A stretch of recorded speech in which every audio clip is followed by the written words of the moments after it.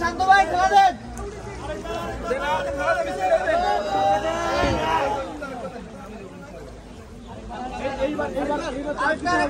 কারণ ওখানে সবাই ফ্যামিলিগতভাবে সবাই আটকে আছে, কেউ উদ্ধার হতে পারছে না, ওখানে কোনো বোটও যাচ্ছে না। আমরা তো চাইলে একটা বোট দিও, আমরা চাই সবাইকে উদ্ধার করে নিয়ে আসি। পরিস্থিতি অনেক খারাপ। আমরা এখন কি করবো কিছু বুঝতে পারতেছি না। আমাদের শুধু একটাই উপায়, আমাদের একটা বোট দিলে আমরা ঘুরে আসছি, মানুষের হাঁকার নিজ চোখে দেখে আসছি। আপনি কিছু জিজ্ঞেস করা থাকলে আমারও বলেন, আমি দেখছি। কালকে রাত 8টায় বেরিয়েছি, আমরা একটা বোট নিয়ে বেরিয়েছি, ইঞ্জিনের নৌকা। এদিক দিয়ে গিয়েছি ছাগলনিয়া লস্করহাট, ছাগলনিয়া এদিকে এটা পাঠাননগর থেকে লস্করহাট থেকে মুটুবি গিয়েছি। যাওয়ার পথে মানুষের কি কষ্ট, মানুষের কি কান্না। পথে মানুষগুলো আটকে আছে, গলা পরিমাণ পানি। তারপর প্রত্যেকটা বাসার মধ্যে মানুষ শুধু কান্না করতেছে, হাহাকার করতেছে।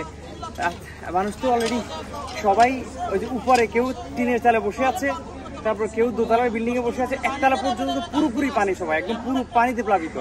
এবার আমরা কয়জনকে বাঁচাবো? তারা কি সংকটে ভুগছে?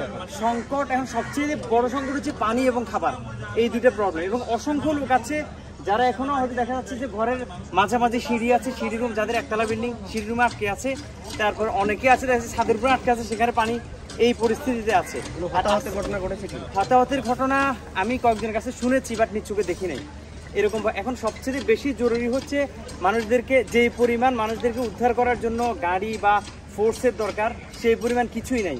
প্রতিমধ্যে আমরা সেনাবাহিনী পেয়েছি, সেনাবাহিনীর 3-4টা গাড়ি ওরা পথে আটকে আছে। রাত ওরা বলে যে আমরা প্রায় এইদিকে পাঠাননগরের কাছাকাছি যখন একটা ব্রিজ পেয়েছি ছাগলনিয়ার যাওয়ার আগ মুহূর্তে, সেখানে সেনাবাহিনী, আমরা চলে যাচ্ছি, এই সেনাবাহিনীগুলো যেতে পারতেছে না। হেরা বলে যে ভাই আমরা এখানে আটকে আছি, আমরা যেতে পারতেছি না। বললাম যে আপনারা ধাক্কা দেন, আমরা সে ধাক্কা দিই। হেরা বলে যে আপনারা পারবেন না। আমরা এই অবস্থায়, আমার মতো এরকম 3-4টা ছেলে 5টা ছেলে আমরা বোটে ছিলাম, আমরা আমাদের বোটটাকে ঠেলে নিয়ে গেছি, এরা যায় না। 17 বছরে এই সেনাবাহিনীগুলোরে পারমার ব্রয়লার মুরগি বানাই ফেলছে বাংলাদেশের সেনাবাহিনী, অথচ ওরা উড়ে যাওয়ার কথা ছিল, ওরা তাদের জীবন বাজি রেখে যাওয়া ছিল। আমার দেশের মানুষ মারা যাচ্ছে, মানুষগুলো ছটফট করতেছে, হাহাকার করতেছে, ভয়ঙ্কর অবস্থা। এই পরিস্থিতিতে মানুষ আছে। সারা রাত পথে ছিলাম, সারা রাত। আজকে একটু আগে আমি আসছি, আমার অফিসে বইগুলো এলোমেলো হয়ে আছে, বইগুলো ভিজে যাচ্ছে, ঠিক করছি, একটু আগে আসছি।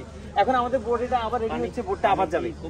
পানির অবস্থা, পানি কমতে শুরু করে না ভাই, পানি আসতেছে। ওদিক থেকে আমি দেখলাম যে আরো বাড়তেছে স্রোত, ওদিক থেকে এদিকে স্রোত দেখছি। আমাদের যে রেল লাইনটা আছে, রেল ওই যে চট্টগ্রাম থেকে যে রেল লাইনটা এদিকে আসছে, আমরা রেল লাইনের কাছাকাছি যখন আসছি দেখলাম যে পানির স্রোতের কারণে আমাদের বোটটাও ডুবে যাচ্ছে।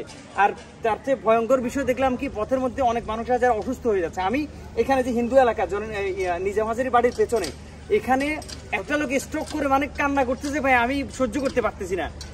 মানে আমাদের কাছে কান্না করে, ভাই আমাদেরকে নিয়ে যান, আমার রুগীটা মিশন হসপিটাল দিয়ে আসেন। আমাদের এখানে বোটে অলরেডি 20 জন লোক আছে, আমি আর একটা লোক তুললে এর মধ্যে 2 জন হচ্ছে গর্ভবতী।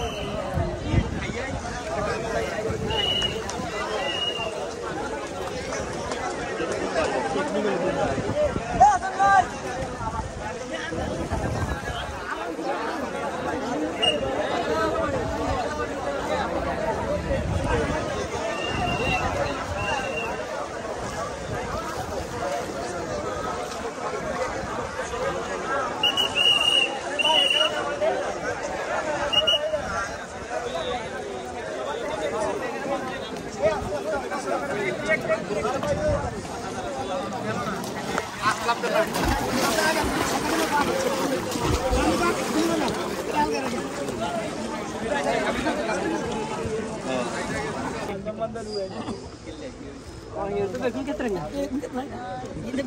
Yang kasotan na bocor. Hasilnya, teman-teman. Hasilnya.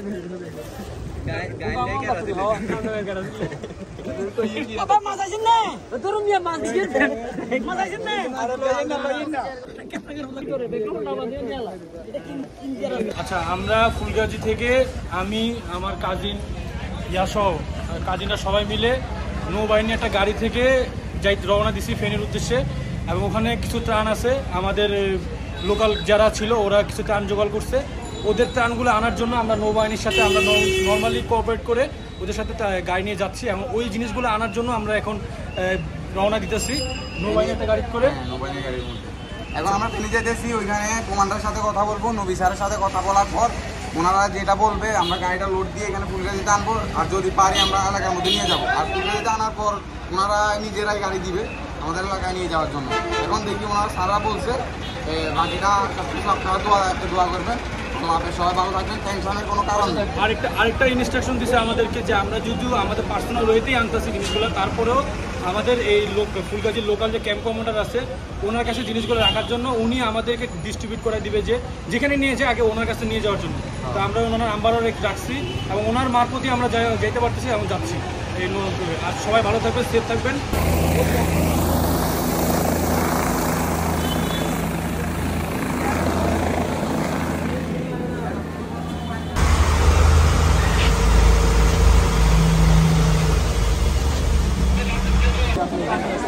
আমার এখানে আমার শুরু করে এখানে পরিবার এখানে